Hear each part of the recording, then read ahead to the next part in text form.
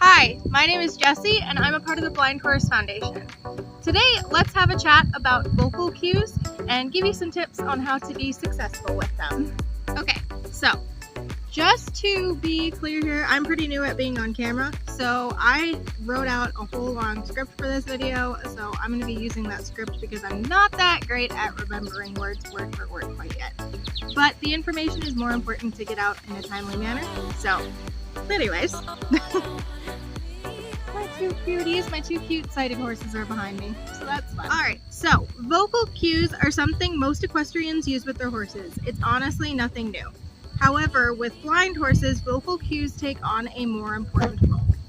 Normally, a horse owner or rider can use their body language to communicate more effectively with their horses, but when the horses can't see their human's body language, vocal cues go from something you use in addition alongside body language to a key pillar in your training methods. Vocal cues, when used correctly, can be used to fill in the gaps and supplement the body language you would normally use with a horse that can see. For instance, when something is about to change when you are working with your horse, normally unconsciously every human's body language will change slightly. Like you'll stand up straighter, you'll catch your horse's eye, etc. You can fill this part in when working with a blind horse with a word, almost like a vocal half halt. I use the horse's name I'm working with in a general basis to give them a heads up before the cue is given.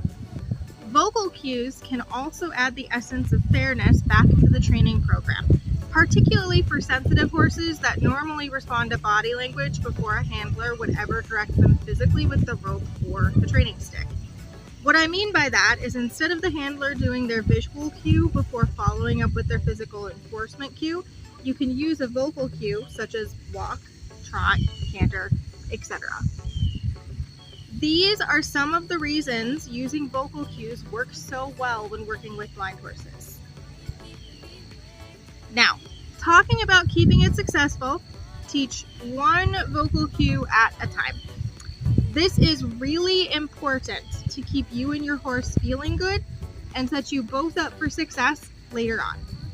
Make sure your horse is responding to the vocal cue before any other physical cues are added. This is a good indicator that your horse fully understands the vocal cue itself and is ready to learn another. Also, make sure that you are pausing before adding your clarification or physical cue after you give your vocal cue.